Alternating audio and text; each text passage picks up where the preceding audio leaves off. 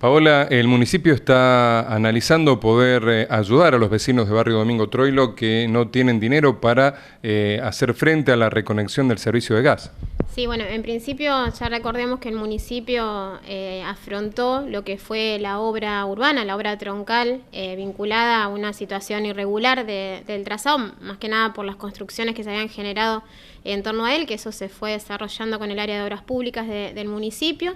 Y bueno, y ahora lo que surge, una vez que eso está avanzado y concluido en sí mismo, es otra problemática que está ligada a la anterior, que una vez que tengo la obra urbana, por decirlo de alguna manera, lo que no puedo asumir como ciudadano, como habitante del lugar, es la conexión domiciliaria.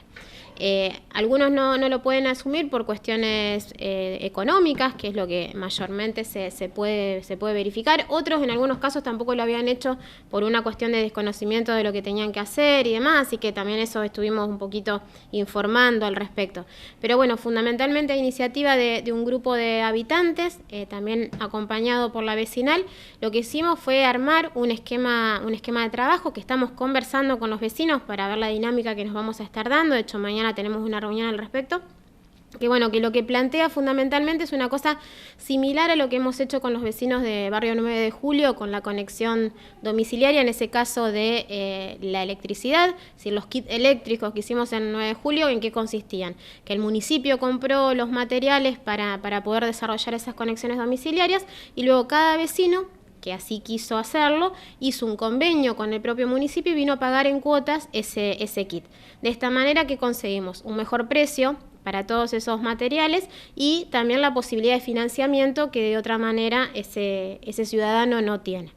Así que bueno, lo que hicimos en principio fue hacer un relevamiento social de todo el barrio, en principio afectado en tanto el sector 3 como el sector 4. En función de eso se detectaron una serie de casos que son casos sociales a los que le estamos proponiendo justamente este esquema. Mañana se va a explicar cuál va a ser la metodología, pero antes de eso tuvimos que solicitar una partida presupuestaria al Consejo para poder incrementar lo que nosotros consideramos partidas para emergencia habitacional, que fue claramente apoyada también por el Consejo, fue ampliada en ese sentido, así que gracias a eso ahora podemos mañana poder conversar con los vecinos para contarle cuál sería el esquema. Pero en principio sería un aporte en materiales, esos materiales necesarios para hacer cada una de las conexiones domiciliarias básicas, digamos, después si tengo 3 calefactores o algún otro elemento es un asunto que resuelve cada familia, pero en sí lo que queremos garantizar es que haya condiciones de seguridad en la conexión domiciliaria y no que se reproduzca la presencia de la garrafa en reemplazo de esa conexión domiciliaria que no puedo hacer porque no tengo los recursos para hacerlo, digamos. Lo que estamos priorizando es fundamentalmente una cuestión no solamente de seguridad, sino también un principio social básico de poder estar resguardado, sobre todo en este momento de tanto frío en la ciudad, ¿no? Paola, en principio esto sería con vecinos de barrio sector 4. Sí, hay gente del sector 3 que se fue incorporando y algunos del sector 4 en ese contexto, así que lo que estamos viendo en principio fue poder ver cuáles eran los ingresos de esas familias, cuáles eran las posibilidades de financiamiento que tenían. Digo, hay algunas familias que no van a estar accediendo a esto porque es justamente una ayuda. ¿Por qué no van a estar accediendo? Porque a lo mejor tienen un empleo estable y cuentan tal vez con tarjetas de crédito con las cuales pueden hacer la compra de estos materiales en forma financiada. Estamos hablando de aquellos vecinos que aparte de vivir en un determinado sector, la otra característica que tienen es que no pueden por sus propios medios establecer una cuestión financiada de acceso a los materiales, ¿no? En siguiente día no hay una confirmación sobre la cantidad de vecinos que resultarían beneficiados con esta ayuda.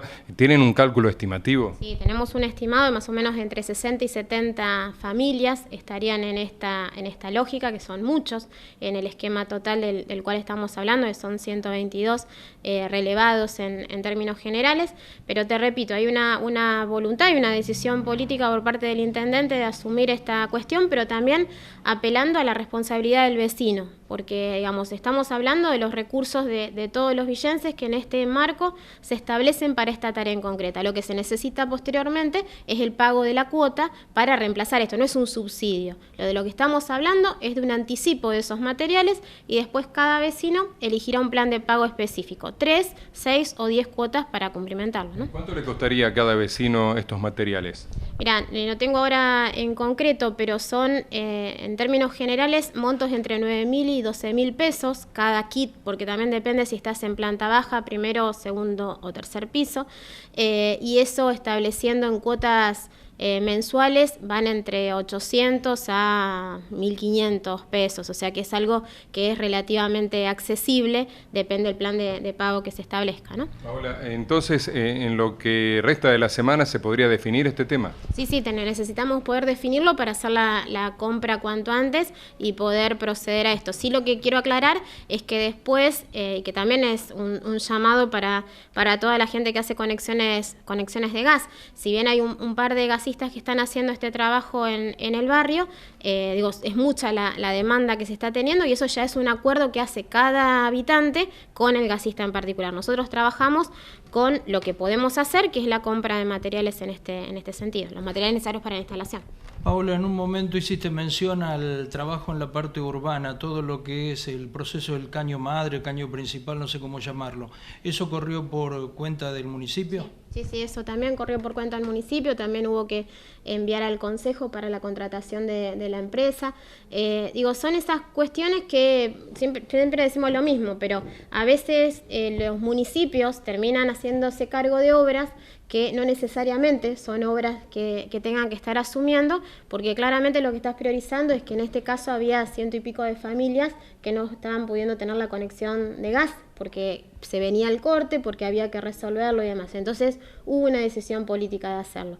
Entonces apelamos también en ese sentido a que esto no vuelva a suceder.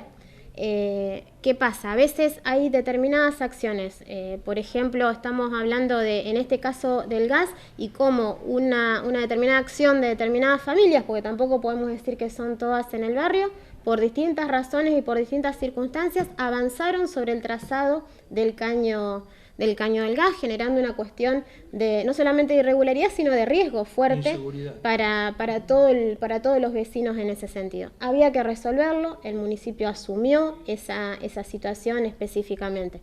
Entonces, en este marco también poner o hacer visible el hecho de que cada una de las acciones que nosotros desarrollamos como ciudadanos en términos de un incumplimiento de una norma, tiene su efecto inmediato o a más largo plazo, pero tiene su efecto y alguien se tiene que hacer cargo de eso.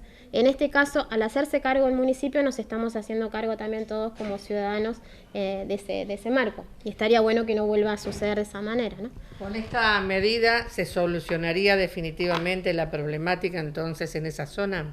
Mirá, la problemática de Fonavi es muy amplia y en este marco es una cosa que se lo estuvimos planteando a la provincia durante mucho tiempo. Otra de las problemáticas que sabemos que tiene el barrio en general es el tema de la electricidad, que tampoco fue resuelto en términos generales, si bien hubo un convenio este año en función de la regularización de las circulaciones verticales, de escaleras y pasarelas en el sector y también de los gabinetes eléctricos. Eso tampoco fue concluido en su totalidad y sigue siendo un problema. Y el otro gran problema que tiene el barrio y que está concatenado con todo esto es la inexistencia de un consorcio. La provincia en muchos casos sigue sin regularizar dominialmente el sector o las regularizaciones que se han hecho fueron muy parciales. Entonces, al ser situaciones en muchos casos irregulares en términos de dominio, muchas veces tampoco el vecino se involucra en términos de proteger o regularizar físicamente ese espacio, ¿no? Entonces, cuando no estamos organizados como consorcio es como cualquier edificio, se rompe determinada cuestión y no sabemos cómo actuar porque parece que no es de nadie. No es de nadie, es de todos.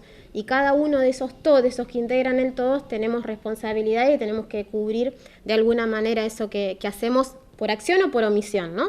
Respecto de ese inmueble que habitamos. Bueno, eso creo que es el puntapié inicial como para poder pensar una rehabilitación integral de todo el barrio. En algunos casos hay situaciones muy, muy graves de desagües cloacales que están afectando incluso la parte del puente, que es una cosa que reiteradamente el municipio también estuvo interviniendo también el municipio en desagües pluviales del barrio que estaban mal ejecutados desde la obra inicial. Digo, fueron una serie de cuestiones que podemos considerar paliativos. Creo que FONAVI merecería un programa como el ABRE, como la provincia ha desarrollado en otras ciudades de la misma de Santa Fe, lo ha hecho en las ciudades capitales, en las ciudades más importantes. Una cosa que reclamamos durante todos estos años es por qué el ABRE no llegaba a otras ciudades importantes como Villa Constitución.